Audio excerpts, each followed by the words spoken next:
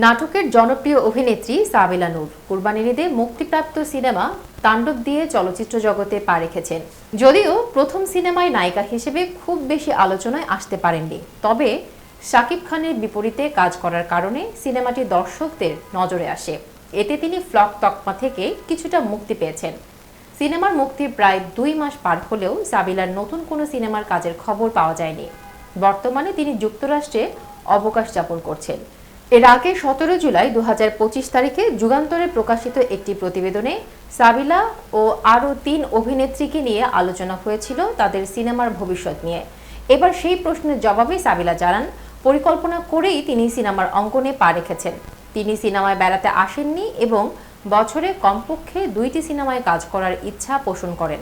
সাবিলা বলেন, সিনেমা হলো সবচেয়ে বড় প্ল্যাটফর্ম একজন শিল্পীর জন্য।